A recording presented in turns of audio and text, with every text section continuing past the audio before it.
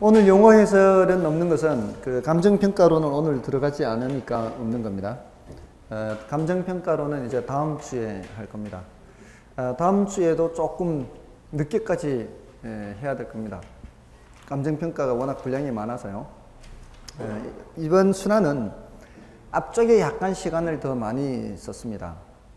다음 순환은 이제 뒤쪽에 감정평가 쪽에 조금 더 시간을 쓰고 앞에서는 조금은 더 빨리 나갈 겁니다. 그걸 감안해서 수업을 들으시면 되겠습니다. 자, 지대 직가론인데요. 사실 직가론은 별 신경 안 써도 되고요. 지대론만 신경 쓰면 됩니다.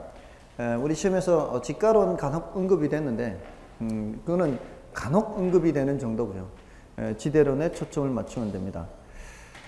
지대 직가론은 10년간 7문제인데 약간은 더 출제했다라고도 볼 수 있어요. 이제 좀 결합되는 문제까지 이제 포함을 시키자면 그럴 수 있습니다.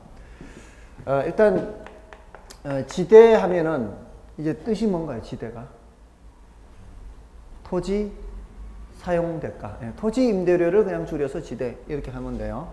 근데 이 지대론에서 공부하는 거는 농경지 지대론입니다. 이 농경지 지대론의 시대적인 배경은 1800년대 초반이고요. 장소적 배경은 유럽입니다.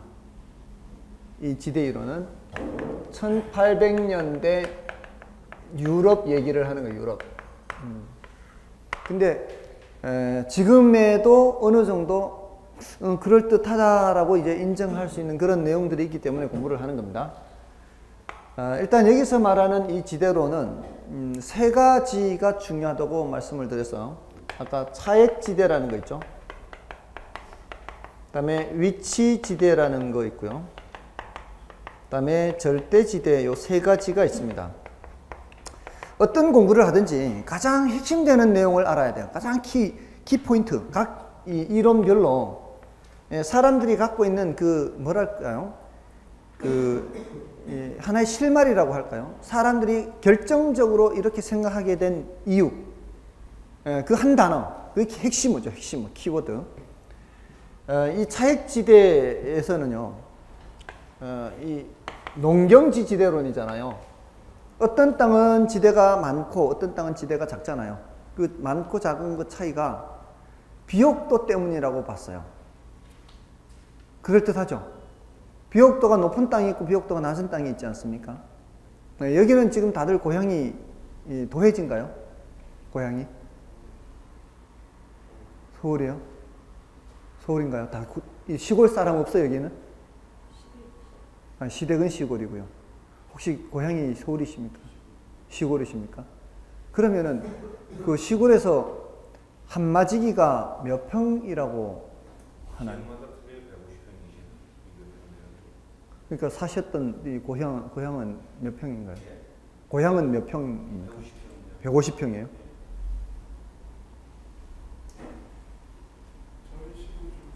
저희 경기도인데 200평 200평이요. 지역마다 틀리다고 말씀드렸어요. 그러니까 그게 저희 동네는 300평이거든요. 논이랑 같이 조금 틀릴 수 있고, 예. 근데 그 다른 이유가 뭔지 아십니까? 다른 이유가 그게 바로 비옥도 때문입니다. 여기 한마지기든 저기 한마지기든 한마지기에서 생산되는 양은 같다는 뜻입니다. 그러니까 옛날에는 땅의 넓이가 중요한 게 아니고 그 땅에서 얼마만큼의 쌀이 생산되느냐가 중요한 거죠. 저 사람이 열마지기 논을 갖고 있고 이 사람도 열마지기 논을 갖고 있으면 저 사람이나 이 사람이나 똑같은 정도의 부자란 얘기예요. 땅의 넓이가 중요한 게 아니라고요. 어차피 그때는 쌀이 중요하니까. 저 사람도 쌀 1년에 몇 석 생산하는 사람이고 저 사람도 1년에 쌀 몇 석 똑같은 거죠. 쌀이 모든 부의 기준이 되는 거죠. 제가 어릴 때만 해도요. 그 학교 선생님이나 아니면 공무원들 아주 제가 어릴 때 월급 받는 걸 그걸 뭘로 환산했는지 아십니까? 쌀 몇 가마 월급 받는다 이랬습니다. 쌀로 환산했어요. 쌀로.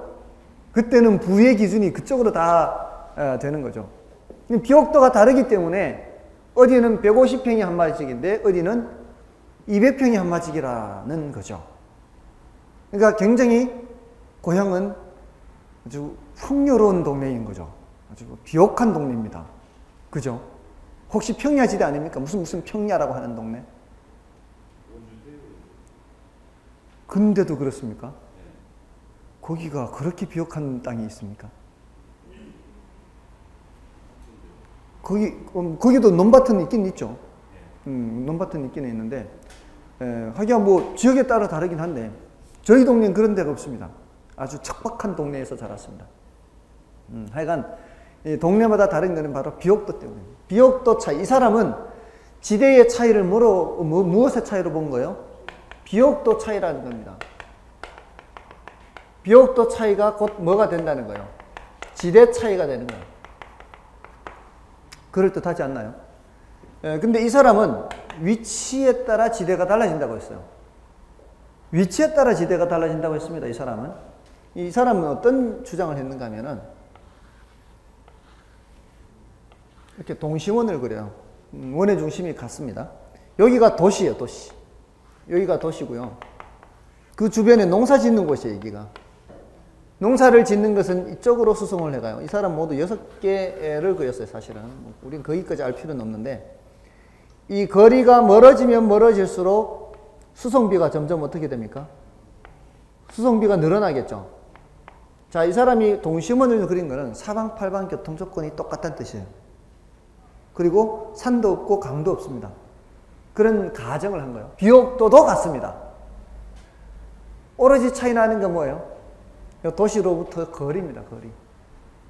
그러면은 멀면 멀수록 뭐가 많이 발생해요? 수송비가 많이 발생합니다. 이 사람은 여기서 경작된 농산물은 딴 데로 수출이 안 된다고 봤어요. 딴 데서 수입하는 농산물도 없습니다. 이런 이론을 이제 고립국 이론이라 그래요. 이걸 이제 폐쇄경제라 그래요. 폐쇄경제. 자, 이런 경우에는 거리가 멀수록 수송비가 많이 발생하고, 그리고 그 지대라는 거는 이렇게 봤어요. 생산물 가치가 있을 거예요. 생산물을 요 시장에 갖다 팔면은 이제 생산물 가치가 있을 거 아니에요. 거기에다가 생산비를 빼고 수송비까지 빼고 남는 게 지대라고 봤습니다. 그러니까 이 사람은 이 차액지대를 주장하는 사람이 리카도라는 사람이 습관적으로 붙이는 거예요. 리카도의 차액지대에서는 수송비를 고려 안 해요. 그냥 생산비만 빼는 거예요. 똑같은 넓이를 경작하면은 생산물 가치는 다른데 생산비는 똑같죠. 똑같은 넓이를 경작하면은. 그러니까 또 비옥도가 높은 데가 더 많이 생산되니까 지대는 더 클 수밖에 없는 거예요. 근데 이 사람은 비옥도는 똑같다고 봤어요. 그러니까 똑같은 양이 생산돼요. 여기서 생산하든 여기서 생산하든 똑같은 넓이의 면적이라면 똑같은 양이 생산되는 거예요. 똑같은 양이 생산되는데, 그러니까 생산비는 같죠, 이 사람은. 생산비는 같은데 뭐가 다른 거예요? 수송비가 다른 거예요. 거리가 멀면 멀수록 수송비가 많이 발생하니까 지대가 점점 줄어드는 거예요, 이쪽으로 하면. 안으로 들어가면 수송비가 적게 발생하니까 지대가 커지는 거죠. 그죠? 자, 그래서 이 사람은 수송비 절약분이 뭐가 된다라고 봤어요? 수송비 절약분이 지대가 된다, 이렇게 본 거예요. 그럴듯하죠, 이 사람 얘기도. 상당히 그럴듯합니다. 근데 이 사람은 비옥도를 고려 안 했고요. 이 사람은 위치를 좀 고려를 덜 했죠.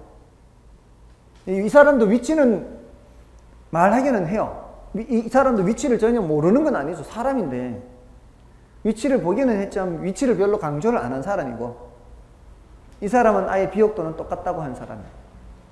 근데요, 이 서양 학자들은 동시에 두 가지를 생각하는 게 힘든가 봐요. 우리 조상들은 4글자로 이 둘을 다 얘기합니다. 우리는 문전옥답이라 그러죠. 문전, 문 앞에 위치도 좋고, 옥답, 비옥한 논. 4글자로 그냥 이 두 사람 이론을 한꺼번에 그냥 날려버립니다. 그죠? 문전옥답. 근데 이 사람들은 각각으로 봤습니다. 각각으로. 근데 대단한 이론들입니다, 이게 다. 예, 그 당시에 200년 전 그 시작된 이런 지대론이 이제 경제학을 본격적으로 이렇게 끌어올리게 되는 계기가 되는 겁니다. 이런 사람들의 이론부터 출발해서 드디어 이 사람들을 고전학파 학자라 그래. 고전학파. 고전이라는 게 뭐예요? 고전. 가장 이제 역사가 깊은 이론이다 이 말입니다. 예, 그리고 나서 이제 그 다음에 신고전학파 이렇게 올라오는 거예요. 자, 그런데 이 사람들 이론에 의하면 한번 생각해 보세요.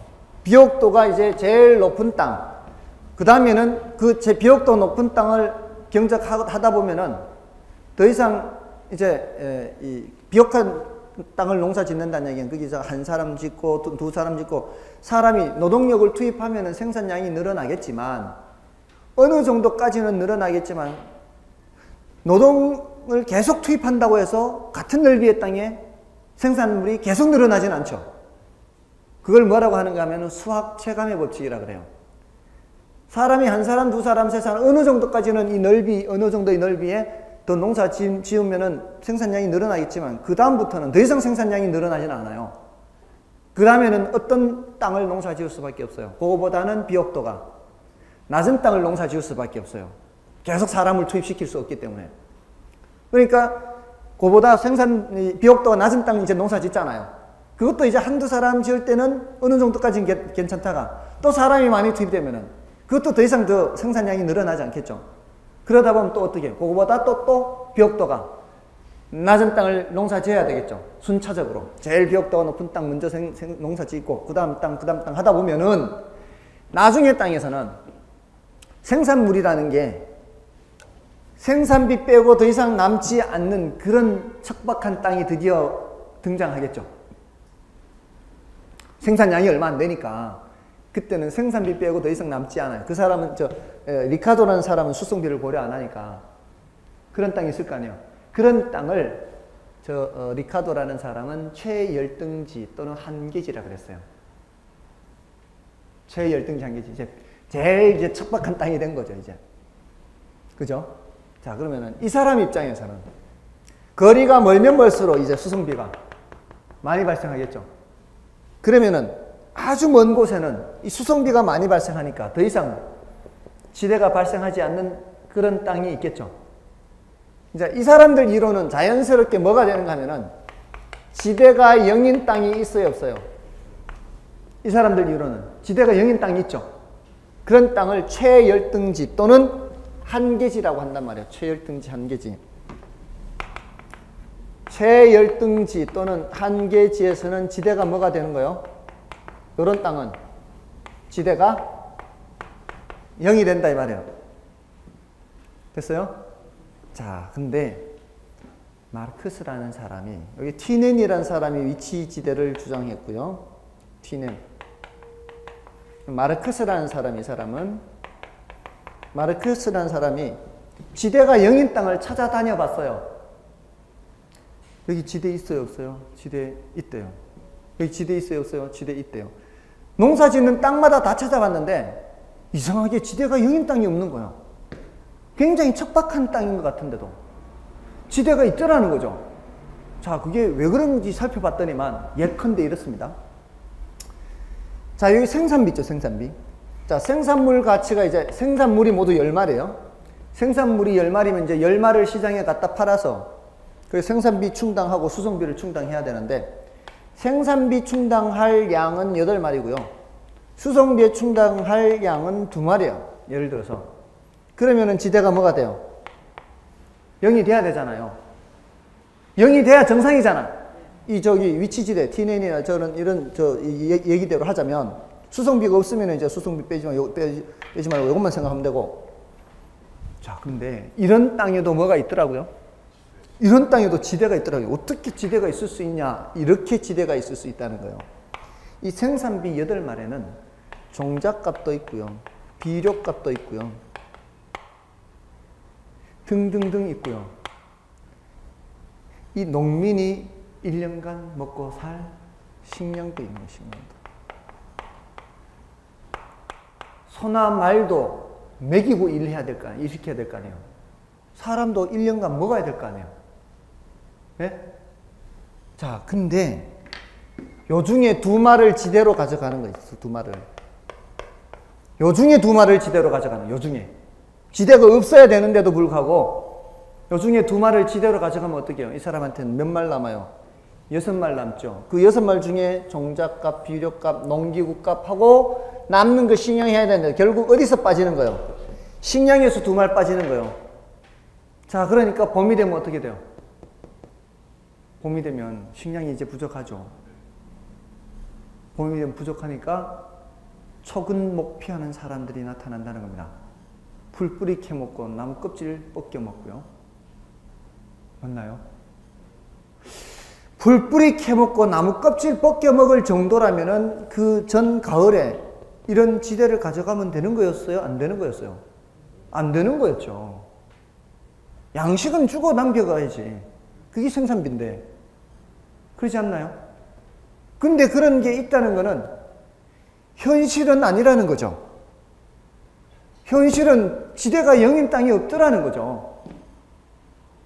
맞나요? 그러면 이런 지대를 뭐라고 하느냐? 이런 지대를 절대지대라고 하는 거예요. 절대지대. 최열등지, 한계지에도 뭐가 존재한다는 거예요. 최열등지, 한계지에도 지대가 존재한다는 거예요. 이게 무슨 지대요? 절대지대라고, 이게. 그 지대가 절대지대라고요. 그 지대가. 존재하는 지대가. 이거는 소유권 자체로부터 나타나는 거예요. 소유하고 있다는 것으로부터 발생하는 거예요. 땅을 갖고 있는 사람이 공짜로 빌려주는 일은 없다 이 말입니다. 그래서 아까 제가 그랬죠. 땅 빌려주면 얼마 받느냐? 지대를 얼마 받느냐? 지대를 받는 거예요. 됐습니까? 굉장히 설득력이 있죠. 이 사람 말이 맞는 것 같잖아요. 이게 1800년대, 한 2030년대 이 마르크스가 주장한 게요. 그리고 1848년도에 제1공산당 선언인가? 그 이후로 19세기 후반을 그냥 전 유럽을 그냥 이 사회주의 물결이 휩쓸었습니다. 그러니까 짜르 제정 러시아 황제 그 제정 러시아 시대 때 그 짜르 군인들이 이 사회주의 사상을 갖고 있는 사람들을 잡아다가 엄청 사형시켰습니다. 결국은 러시아가 결국은 볼셰비키 혁명으로 제정 러시아가 사라졌지만 그게 1917년이죠. 1917년. 그러니까 한 40년 만에 드디어 무너진 겁니다. 하여간 굉장히 설득력이 있는 거죠. 그러니까 그 당시에 이 1920년대 우리나라로 넘어와가지고는 좀 공부 좀 했다는 사람들은 다 이 사회주의 사상을 갖고 있는 거예요. 너무나 당연한 얘기인 것 같으니까. 근데 이제 여기에는 이제 한계가 있는 거죠. 개인의 이기심을 캐치를 못한 거예요. 인간은 굉장히 이기적이거든요. 근데 이기적인데 공산하라, 똑같이 나누어라, 안 되거든요. 어쨌든 요 이론이 이제 절대지대는 차위절 이렇게 중요합니다. 자, 일단 오늘은 그걸 좀 위주로 설명을 드리고요. 520쪽에 지대 개념하고요. 지대와 직각고 공식 있죠. 공식은 좀 알아두십시오. 지대와 직각 공식. 직가는 몇 분의 뭐예요? 이자율분의 지대죠. 자, 여기서 지대는 직가하고 비례관계예요, 반비례관계예요? 요거는 비례관계. 이자율과 직가는 반비례관계. 그러니까 이자율이 커지면 직가는 어떻게 돼요? 이자율이 커지면 직가는 작아지는 거죠. 지대가 커지면 직가는 커지는 거고요. 그리고 요거는 유량 개념이고요. 일정 기간을 전제로 측정하는 거고, 요 놈은 저량 개념이죠. 일정 시점을 전제로 측정하는 겁니다. 다음에 그 위에 지대는요, 나중에 또 말씀을 드리겠지만 매년 일정한 금액입니다. 이 지대는 유량 개념이고 매년 일정해야 돼요. 그리고 영구히 발생해야 돼요. 영구히 발생입니다. 그러니까 영원 무궁토록 이 영구입니다. 그런 전제 조건이 있는 거예요. 그러니까 여러분들이 고등학교 때 무한등비급수라는 거 배웠던 거 기억하십니까 혹시? 예, 다 까먹었겠지만 그런 거 있었다는 건 아시죠? 그 무한등비급수에서 나오는 얘기예요. 그래서 영구입니다. 영구. 무한히 가는 거. 혹시 이런 거 기억하세요?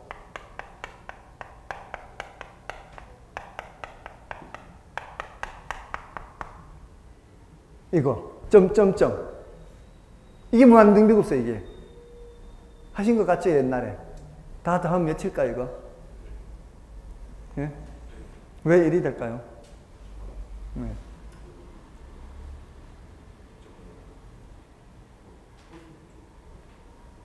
그래서 1이 돼요? 이거는 기하학적으로 설명이 가능해요. 여기가 넓이가 1이에요. 저 길이가 1이에요. 여기도 1이고요. 가로 세로 1이면은 여기 넓이가 1이죠. 맞나요? 그럼 이미 알고 시작하는 거예요. 자, 여기 반틈이 얼마예요? 반틈 2분의 1이죠. 나머지 반틈은 얼마일까요? 4분의 1이죠. 그 반틈은요? 8분의 1. 다시 반틈은 어떻게 됩니까? 32분의 1. 64분의 1. 계속 더하는 거죠. 128분의 1. 256분의 1. 512분의 1. 1024분의 1. 2048분의 1. 4096분의 1. 8192분의 1. 계속 가면은 다 더하면은 1이라는 거예요. 이렇게 1이 된다고요. 그죠? 기하학적으로 설명이 가능하죠? 예, 기하학적으로 설명이 가능해요. 예, 이렇게 기하학적으로 설명이 가능한 경우도 있고, 기하학적으로 설명이 불가능한 경우도 있기 때문에 공식이라는 걸 만든 거예요. 그래서 그 공식대로 하면은 이런 식이 유도가 됩니다. 직가는 2자1분의 지대. 매년 일정한 값이 영구히 발생할 때는 이런 식이 나오는 거예요. 그러니까 왜 이런 식이 나오는지는 고민할 필요가 없고 우리는 이자율과 직가는 반비례관계 있다. 지대와 직가는 비례관계 있다. 이걸 알면 되는 겁니다. 됐죠? 다음에 지대 논쟁에서는요. 그 521쪽에 표에 있는 내용 있죠. 가장 중요한 거는 그 표의 왼쪽에 보면은 지대 성격이라고 하는 게 있어요. 그 지대 성격이 가장 중요한데 그 내용은 나중에 말씀드릴게요. 지금 지대 논쟁을 지금 말씀드리는 거는 좀 난이도가 높고요. 그리고 중요도는 지금 저 차위절 기억하는 게 중요해요. 어쨌든 지금 여기 이 사람들은 고전학파라 그랬잖아요. 이 사람들은 지대를 계산할 때 어떻게 계산했어요? 여기서처럼 생산물 가치에서 생산비 빼고 수송비 빼고 남는 거죠. 남는 거를 뭐라고 하는가 하면은 잉여라 그래, 잉여. 고전학파는 지대를 계산할 때 이렇게 남는 것으로 계산했어요. 자, 이런 정도만 말씀을 드리고요. 그 다음에 괄호 1번의 차액지대론에서는 키워드가 비옥도입니다. 그 비옥도를 꼭 기억하시고요. 그 다음에 괄호 2번의 위치지대설에서는 수송비, 위치에 따라 뭐가 달라진다고요? 수송비가 달라진다고요. 그 다음에 절대지대론에서는 마르크스가 뭐를 강조했어요? 이런 토지 소유 자체로부터 지대가 발생한다고 했죠. 그렇게 체크하시면 되고요. 그 다음에 괄호 4번의 입찰지대는 나중에 말씀을 드리겠습니다. 일단 저기 세 가지를 기억하는 게 중요한 거예요. 아셨죠? 자, 넘어가시고요. 그 다음에 도시 공간 구조론 또는 도시 내부 구조 이론 또는 도시 성장 구조론 이렇게도 얘기하는데 얘네들은 중요도가 좀 낮습니다. 도시 성장 구조론은 저거보다는 100년 뒤의 이론이에요. 저거는 1800년대 유럽인데요. 요거는 1900년대 미국 얘기입니다. 미국. 요건 도시 공간 구조론 또는 또 도시 내부 구조론 또는 도시 성장 구조론 뭐 이렇게도 표현합니다. 도시 성장 구조. 자, 요거는 이제 동심원 이론하고요. 선형 이론하고 다핵심 이론하고 이건 1920년대, 30년대, 40년대. 약 100년 정도 더 뒤의 이론이에요. 저 차익지대나 위치지대 이후로. 그러니까 쟤네들이 훨씬 형님이죠. 한 100년 정도 앞서니까. 이 동심원 이론은 도시가 이렇게 성장한다는 거예요. 도시가 이렇게. 조금 전에 그렸었죠, 이게. 고립국 이론에서. 그러니까 이 고립국 이론의 그 튀넨이라는 사람 이론을 보고 이 버제스의 동심원 이론 그래요. 습관적으로. 버제스라는 사람이 영향을 받았습니다.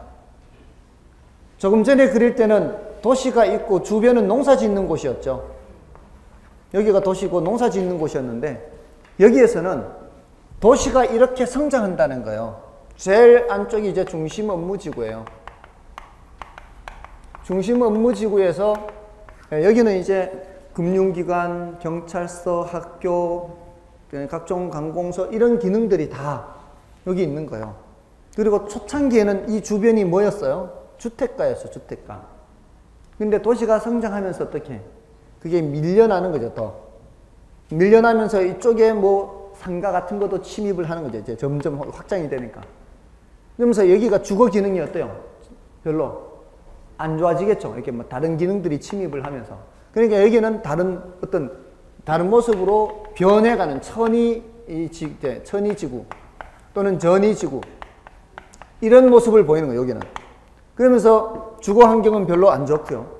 그 바깥에 새로운 주거지대가 나타나는 거예요. 그리고 그 바깥에 또 새로운 주거지대가 나타나고 그러는데 여기는 주거 환경이 안 좋기 때문에 그 바깥은 소득 수준이 낮은 저소득 주거지대가 형성되고요. 그 다음이 누가 나타나는 거예요? 고소득 주거지대가 나타나요. 여기는 우범지대 같은 거 생각하면 돼요. 도시 내 우범지대 같은 거. 그리고 여기는 통근자지대요. 이런 식으로 도시가 성장한다는 거예요. 굉장히 단순화되어 있죠. 이것도 튀넨의 이론처럼 사방팔방 교통조건 똑같고요. 산도 없고 강도 없어요. 평평한 곳에 도시가 성장한다면 이런 식이라는 거예요. 이거는 미국의 시카고시를 보고 연구했다고 합니다. 100년 전쯤에 시카고는 좀 단순했나 봐요. 지금은 당연히 아니겠죠. 그러니까 100년 전에 시카고는 이렇게 단순한 모습이어서 이 이론이 이제 처음 등장했고요.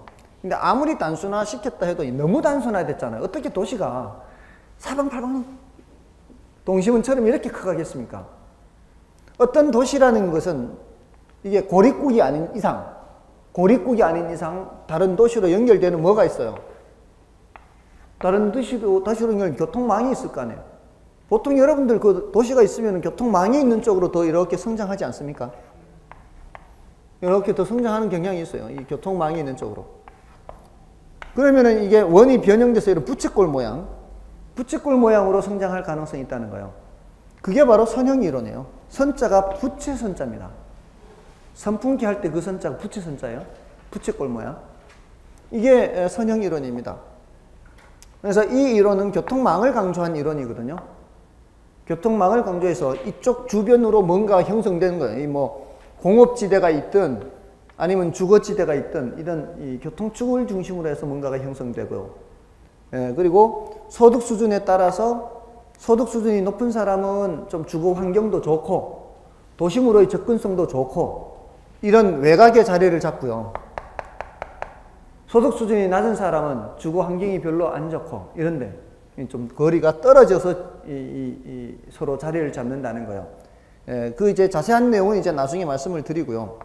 일단 이런 이론에서 이런 이론으로 가는 거는 이론이 그래도 한 단계 발전했습니다.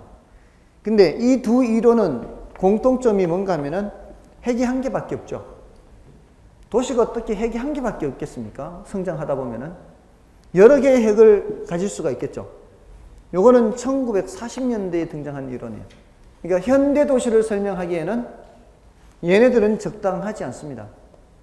더 발전한 다핵심 이론이 현대 도시를 설명하기에 적당해요. 그래서 일단은 이번 순환은 이렇게 소개받는 정도로만 하십시오. 나중에 이제 조금 더 자세히 말씀을 드릴 거니까 지금 말씀드린 게 이제 534쪽까지 얘기입니다. 지대 이론보다는 조금 중요도는 낮고요. 여러분들이 좀 봐주시면 되겠고요. 넘어가셔서 이제 입지 이론으로 가도록 하겠습니다.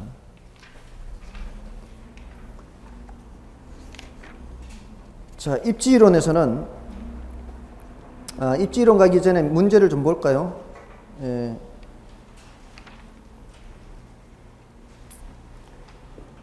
문제를 보면은 도시 공간 구조 이론 해서 536쪽에 보시면 호이트의 선형 이론, 헤이그의 마찰 비용 이론, 요거는 좀 중요도가 낮은 거고요.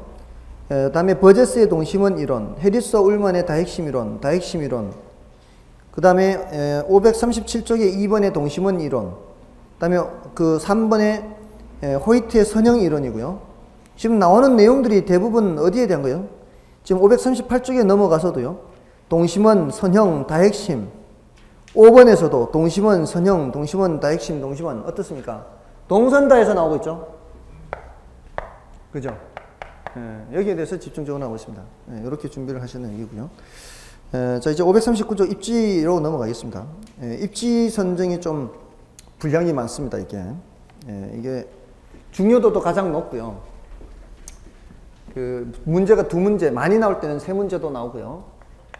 입지론 하면은 이제 농업 입지도 있고요. 이거 난방은 누가 하죠? 여기서는 조절 못해요. 약간 덥지 않나요? 약간 더워서 지금 정신이 몽롱들 하신 것 같아요. 첫 시간에 이랬으면 아마 다 퍼졌을 것 같아요. 덥지 않나요? 괜찮나요? 저만 덥나요? 농업 입지, 공업 입지 조절을 좀 했으면 좋겠는데.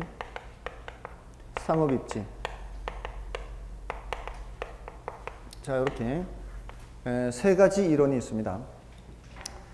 아까 이게 제일 중요하다 그랬죠. 상업 입지. 그 다음에 이제 공업 입지, 농업 입지. 이 농업 입지는 티넨의 위치 지대론을 한 번 더 설명하는 거예요.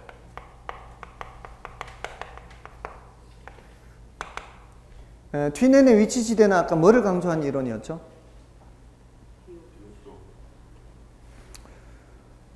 그러면 안 되는데요. 한지 일주일이 지난 것도 아니고 이제 30분 정도밖에 안 지나간 것 같은데. 튀넨의 위치 지대잖아요. 위치 지대. 위치죠, 위치. 위치에 따라 수성비가 달라진다 그랬잖아요. 우리가 그래도 조금은 생각해 볼 수 있잖아요. 위치하면 뭘까? 비옥도 하면 뭘까? 이렇게. 위치에 따라 수송비가 달라진다고요. 자, 이 사람은, 자, 이렇게, 아까 무슨 이론이라고 그랬죠?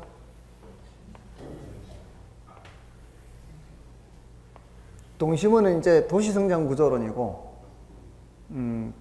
고립국 이론이라고 했어요. 고립국. 폐쇄경제, 고립국. 여기에서 농사지, 여기가 도시고 주변은 다 농사 짓는 곳이라고요. 비옥도 똑같다 그랬죠. 뭐만 다르다 그랬어요? 위치만 다른 위치만. 도시에 떨어진 위치만 다른 거예요, 지금. 그러니까 거리가 멀수록 뭐가 많이 발생한다고요? 수성비가 많이 발생한다고요. 자, 그러면 보세요. 여기에 경작하는 농작물하고 여기에 경작하는 농작물하고 같은 농작물이면 얘가 경쟁이 되겠습니까? 얘가 경쟁이 안 되겠죠. 그럼 뭔가 다른 농작물이라 해야 될 거 아니에요. 그럼 어떤 농작물이 자리를 잡느냐 이거예요. 지금 입지라는 게 어떤 농업은 어디에 자리 잡고 어떤 공장 어디에 자리 잡고 어떤 점포는 어디에 자리 잡고 그리고 자리 잡는 거예요. 입지가. 위치가 어떤 위치가 좋냐 하는 거예요. 근데 지금 이 얘기는 200년 전 유럽이라 그랬잖아요. 200년 전에 유럽에서 경작한 농작물하고 지금 우리나라에서 경작하는 농작물하고 같을 수가 없죠. 그 얘기 하려고 하는 게 아니라 200년 전 유럽에서 농작물을 경작할 때 그 농작물의 특징하고 지금 우리나라 이 농작물의 특징하고 공통점이 있다는 거예요. 이 농작물이. 작물은 달라도 공통점이 있다는 거예요. 그 공통점을 얘기하려고 하는 거예요. 그게 뭔가 하면은 자, 이 도시 한가운데서 농사를 짓는다고 생각해 보세요. 그러면은 어떤 농작물은 좀 덜 받는 농작물도 있고 더 비싸게 받는 농작물도 있을 거 아니에요. 농작물에 따라서. 근데 그 농작물의 수송비도 다를 수가 있어요. 어떤 농작물은 1km 수송하는데 수송비가 많이 발생하는 게 있고, 어떤 농작물은 수송비가 적게 발생하는 게 있어요. 특히 신선도가 강조되는 이런 농작물들은 빠른 수송 수단을 택해야 되겠죠. 안 그러면 수송하는 중에 선도가 떨어지면 상품 가치가 뚝 떨어지죠. 그게 수송비라고 봐야 돼요. 수송비. 상품성이 떨어지는 것 자체가. 그런 농작물들은 수송비가 많이 발생합니다. 그러니까 비싸게 받아도요, 거리가 멀면 멀수록 수송비하고 이런 거 빼고, 아까 생산비, 수송비 빼고 남는 지대가 어떻겠어요? 수송비가 많이 발생하는 거는 급격하게 줄어듭니다. 이게 지대의 크기가. 거리가 멀어지면 멀어질수록 뭐가 많이 발생한다고요? 수송비가 많이 발생하면 지대가 급격하게 떨어져요. 이런 농작물도 있는 반면에, 어떤 농작물은 여기에서 농사 지면은 비싼 값은 못 받아도 수송비가 적게 발생하는 거는 이렇게 떨어질 수 있어요. 수송비가 적게 발생하는 거는. 그럴 수 있겠죠. 농작물 따라 다르니까. 그럼 요 교차점을 중심으로 해서 요 안쪽은, 요 교차점을 중심으로 해서 안쪽은 생산물 가치에서 저기 생산비, 수송비 빼고 남는 게 얘가 더 커요. 얘보다는. 얘가 더 커요. 바깥쪽은 누가 더 커요? 얘가 더 크죠. 바깥쪽은 얘가 더 크잖아요. 그럼 이 교차점을 중심으로 해서 안쪽은 누가 자리 잡고요? 요 놈이 자리 잡고요. 바깥쪽은 누가 자리 잡고요? 요 놈이 자리 잡아요. 요 놈이. 자, 이게 작물에 따라 다르다 이 말이에요.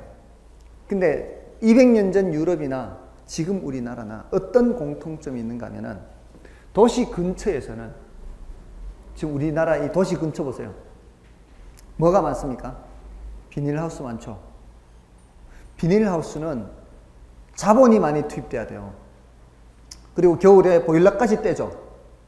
똑같은 농지라 해도 도시에서 멀리 떨어진 곳, 이런 데는 봄에 씨 뿌리면 하늘이 알아서 길러주는데, 하늘이 알아서 길러주는 데는 자본이 상대적으로 덜 투입돼요. 도시 근처의 비닐하우스 단지는요, 자본이 많이 투입돼요. 지난주에 자본이 많이 투입되는 걸 뭐라고 했어요? 집약적이라 했고요. 자본이 덜 투입된 거를 조방적이라 했어요. 200년 전 유럽이나 지금 우리나라나 그건 공통점이라는 얘기예요. 이 도시 근처에는 집약 농업이 자리를 잡는다는 거예요. 도시 외곽에는 조방 농업이 자리를 잡는다는 것은 공통적이다 이 말이에요. 도시 근처에는 어떤 농업? 집약 농업, 이건 비닐하우스 같은 거. 자본이 많이 투입되는 농업. 이런 거는 도시 근처에. 자본이 덜 투입되는 농업은 도시에서 멀리. 조방 농업은 그렇게. 그게 농업 입지론 얘기예요. 별 것도 없어요, 사실은. 구체적으로 어떤 농작물을 어디에 농사 지어야 된다 이런 얘기는 하지 않아요. 그거는 서양이나 지금 우리나라나 다를 수 있는 거죠, 얼마든지. 근데 저런 대략적인 것은 공통적이다 이 말입니다. 그죠? 맞나요? 대략적인 거로 하면 되는 거죠. 굳이 구체적으로 뭐 상추가 어떻고 뭐 그런 얘기 하려고 하는 건 아니다 이 말이에요. 됐죠? 자, 다음에 그거는 이제 농업 위조는 얘기고, 539쪽에 그 내용을 좀 보고 지나갈까요?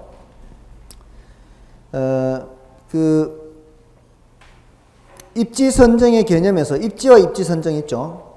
거기서 입지란 어떤 것이 장소를 정하고 있는 위치를 말하는 거고요. 입지는 위치. 그 다음에 입지 선정이라고 하는 것은 자리를 잡는 것이죠. 그러니까 입지는 정적인 개념이고요. 입지 선정은 동적인 개념이다. 뭐 이렇게 봐주시면 되겠습니다. 그다음에 밑에 그 박스에 입지론과 적지론이 있죠. 입지론, 적지론은 그거는 여러분들이 좀 일단 봐주시고요. 나중에 말씀드릴 기회가 있을 겁니다. 지금은 여러분이 좀 봐주시고요. 괄호 2번의 입지 선정의 중요성은 참고로 보시되 맨 끝에 가시면 넘어가시면 동그라미 3번에 비가역성이라는 게 있어요. 비가역성. 비가역성 그 한 단어가 이제 가장 중요한 단어예요. 어떤 용도로 이용을 하게 되면은 다음에 다시 회복을 못하죠. 돌아갈 수가 없습니다. 어떤 한 번 용도로 결정을 해버리면. 그러니까 한 번 결정할 때 잘해야 된다는 얘기고요. 다음에 가로 3번은 참고로 보면 되는 거고요. 입지 조건은. 다음에 농업입지 이론에서 튀넨의 농업입지론 있죠. 1826 골국 이론 이렇게. 요거는 방금 말씀드렸듯이 결론은 뭐요? 오른쪽 페이지에 반가로 4번에 있어요. 반가로 4번의 결론이에요. 시장과의 거리가 가까운 지역일수록 집약적인 농업이 입지하고 시장으로부터 거리가 멀어짐에 따라 터지는 저방적 농업이 입지한다는 겁니다. 다음에 이제 나머지는 이제 여러분들이 좀 확인해 주시고요. 앞에 위치지대론을 함께 생각하시면 됩니다. 다음에 이제 공업입지론이죠. 자, 요거는 배부의 최소 비용 이론이 매우 중요합니다. 다른 이론은 없어요. 공업입지론에서는. 그러니까 넘어가시면 545쪽에 맨 위에 보세요. 레시오 잘못됐어요. 근데 이제 중요도는 낮습니다. 이거는 레시오에 뭐라고 돼 있어요? 최소 비용이 이렇게 돼 있죠. 그 지금 이 최대 수요 이론이에요. 레시오의 최대 수요 이론입니다. 이건 뭐 아직 한 번도 출제는 안 된 거예요. 최대 수요 이론.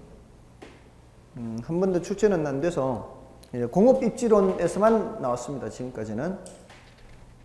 자, 거기에 대해서 오늘은 이제 간략하게만 좀 설명드릴게요. 공업입지론에 대해서. 이게 뭔가 하면은 어떤 공장을 어디에 짓는 게 좋을까 하는 거예요.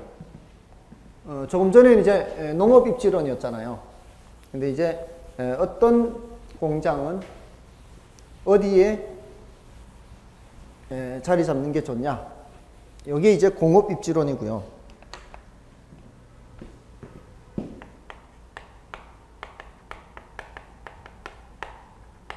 자, 여기서 이제 베버라는 사람의 최소 비용 이론이 있어요.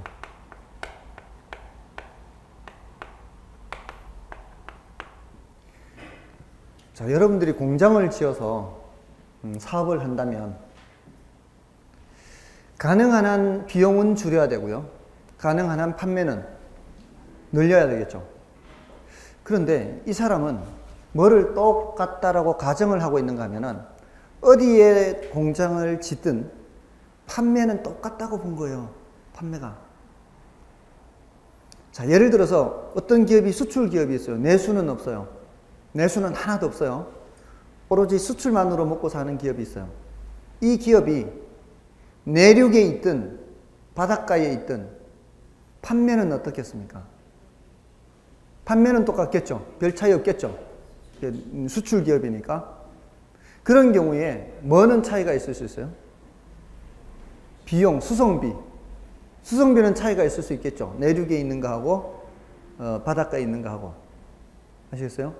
그러니까 베버라는 사람은 어떤 공장이든 판매 조건은 똑같다고 본 거예요. 공장을 여기에다 짓든 공장을 저기에다 짓든 판매에는 큰 차이가 없다고 본 거예요. 그럼 판매에 큰 차이가 없다면은 이제 뭐에 차이가 있는 거예요? 비용에 차이가 있다고 본 거예요. 그렇다면은 가능한 한 비용을 어떻게 되도록? 적게 들도록 하는, 줄일 수 있도록 하는 그런 곳에다가 공장을 지으라는 얘기입니다. 여기서 말하는 그 비용이 바로 생산 비용이에요. 뭐가 일정하다고 보니까, 판매는 똑같다고 보니까 그런 얘기가 전제되어 있는 거예요. 전제. 여기는 뭐가 전제되어 있다고요? 판매 조건은 똑같다는 게 전제되어 있는 겁니다. 근데 이 사람이 말한 비용에는 세 가지가 있어요. 중요하다고 생각한 게. 수송비라는 거 하고요. 인건비하고요. 임금 있잖아요. 사람들 이제 노동자한테 주는 임금, 인건비. 다음에 집정력. 이런 세 가지를 중요하다고 봤는데 이 비용에 영향을 미치는 요인으로서 이 사람은 수송비를 가장 강조했어요. 일단. 수송비. 그 수송비에는 원료 수송비가 있고 또 무슨 수송비가 있어요? 제품 수송비가 있을 수 있죠. 예, 원료 수송비와 제품 수송비 합이 여기 최소가 되는 곳에다가 공장을 지어라 이 소리예요. 합의 최소가.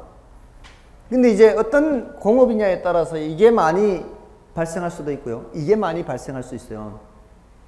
예를 들어서 시멘트 공장 보셨나요, 여러분들? 시멘트 공장의 경우는 석회석을 이용해서 시멘트를 만들죠. 그 석회석, 돌도 섞여 있습니다. 돌하고 석회석하고 섞여 있는데 일부는 폐기물이 생기죠. 폐기물이 생기기 때문에 원료 10kg을 가지고 시멘트를 만들면 시멘트 제품 5kg이 만들어질 수 있어요. 이 10kg, 원료 10kg이 제품 5kg. 이런 경우에는 공장을 시장 근처에다가 만드는 게 좋겠어요? 원료 산지 근처에 만드는 게 좋겠어요? 시장 근처에? 원료를 수송해 와서 시장 근처에서 폐기물을 버려요? 원료 산지에서 제품 만들면서 바로 폐기물 버리는 게 좋겠죠? 그렇지 않습니까? 이럴 때는 어디 근처에 공장 짓는 게 좋고요? 원료 산지 근처에 공장을 짓는 게 좋아요. 그러니까 지금 시멘트 공장은 대부분 어디 있습니까? 석회석 나는 그 근처에 다 있지 않습니까? 그렇지 않나요? 그러니까 지금 단양, 제천, 영월, 삼척, 동해, 강릉 다 알고 있죠. 제가 그 동네하고 친하거든. 그 저희 외가가 삼척이고요. 저희 고모는 영월 계시고 그 뭐 다니는 데가 늘 그렇게 단양, 제천으로 해서 가니까 거기 쌍용이라는 곳, 제천 입석이라는 곳, 단양의 매포 이런 데 다 시멘트 공장이 있어요. 동해하고 이런 데. 자, 그런데 전부 다 원료 산지 근처에 있는 거예요. 근데 어떤 경우에는 원료 무게가 5kg인데 제품 무게가 10kg 이렇게 될 수도 있잖아요. 이러면은 어디 근처에 공장을 짓는 게 좋아요? 이러면은 시장 근처에 공장을 짓는 게 좋습니다. 근데 좀 신기하지 않나요? 원료가 5kg인데 어떻게 제품이 10kg 될 수 있죠? 원료가 5kg인데 어떻게 제품이 10kg 될 수 있어요?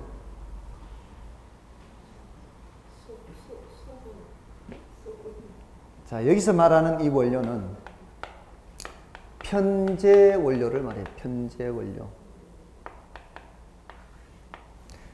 이 원료는 특정한 지역에서만 생산되는 원료를 말해요. 특정한 지역에서만 생산되는 원료. 그런 원료를 편제 원료라고 해요. 여기에는 뭐가 추가됐죠, 지금? 무게가 늘었다는 거는 물이 추가된 물.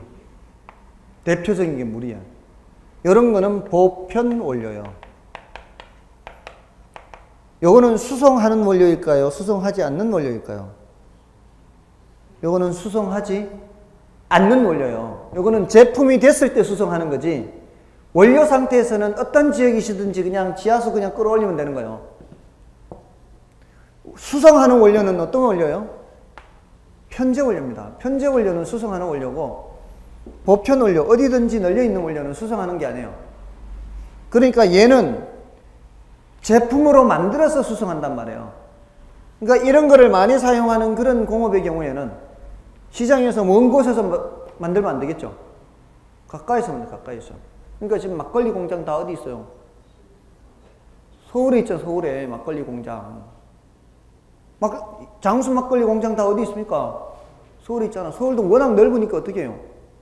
여기 태릉 제조장 있고, 도봉 제조장 있고, 저기 강동 제조장이 있고요. 성수에 또 성동 제조장이 있고요. 영등포 제조장도 있고요. 서울은 제조장이 많아요. 막걸리 제조장이. 여기 보니까 막걸리 별로 좋아하지 않으시는가 보네. 저는 막걸리, 장수 막걸리 딱 잡으면 제일 먼저 보는 게 이게 어디서 만들었나 이거부터 봐요. 제조장이 많아요. 전부 다 서울 시내예요. 근데 이 장수 막걸리가 인기 있다 보니까 시골에서도 주문이 많거든요. 그럼 여기서 시골까지 운송하는데 시간이 걸리죠. 그래서 어떻게 했는지 아십니까? 장수 막걸리 공장이 충북 진천에도 있어요. 그 아랫지방으로 가는 장수 막걸리는 거기서 만든 게 내려가요.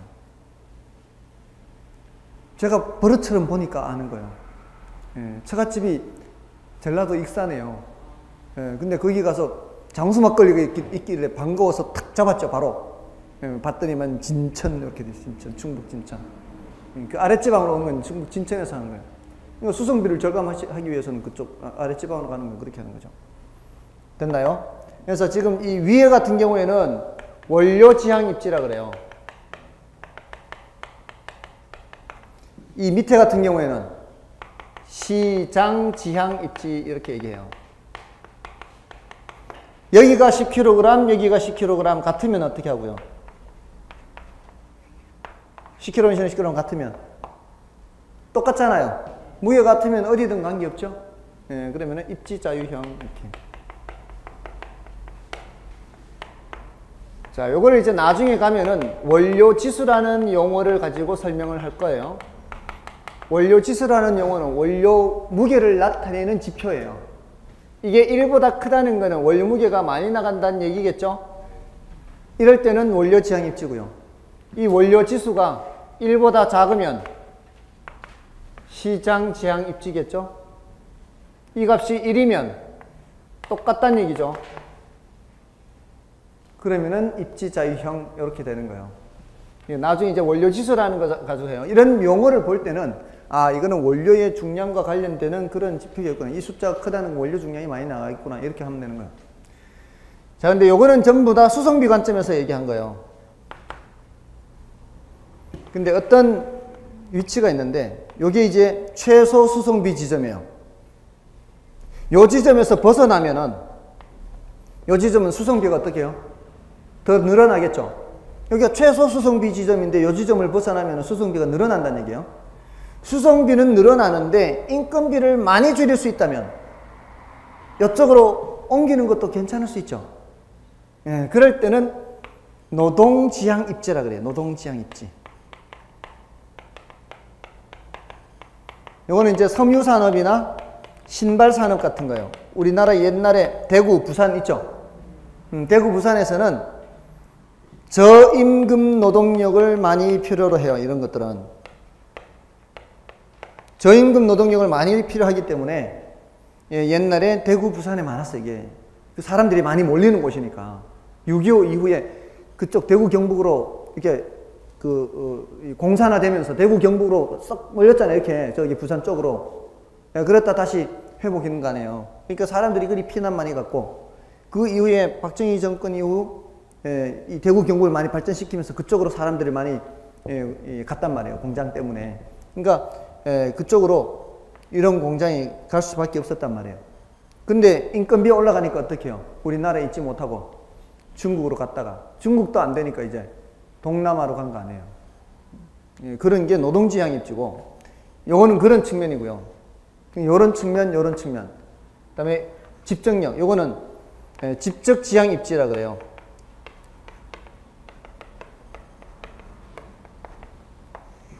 연관된 업종들이 한데 모여 입지하는 걸 말해요. 자동차 공업하면은 자동차가 부품이 수천 개입니다. 그럼 그 부품 공장들이 어디 있는 게 좋아요? 그 자동차 공장 근처에 있는 게 좋겠죠. 또 석유화학 공업 있죠. 원유를 들여와서 정유를 하잖아요. 정유하면 제일 먼저 항공유가 이 위에 증발이 됩니다. 그럼 항공유 뽑고 휘발유 뽑고 등유 뽑고 경유 뽑고 그다음에 벙커CU, 아스팔트, 나프타 이런 것들을 뽑아가지고 또 나프타 뽑아서 거기에서 플라스틱 만들고 합성 섬유 만들고 이런 공장이 어디 있는 게 좋아요? 그 근처에 있는 게 좋죠. 이런 것들은 집적 지향 입지 그래요. 이런 집적력에 의해서 비용 절감 효과를 얻을 수 있거든요. 그러니까 어떤 공장이냐에 따라서 어떤 입지를 하게 되느냐 그 입지를 보는 거예요. 입지. 공업 입지론이에요. 됐나요? 이 정도입니다. 일단은 이 배부의 최소 비용 이론에서는 이렇게 제일 강조한 것은 수송비지만 다른 것도 이렇게 고려는 했던 거예요. 자, 일단은 이번 순환은 이런 정도로만 말씀을 드리겠습니다.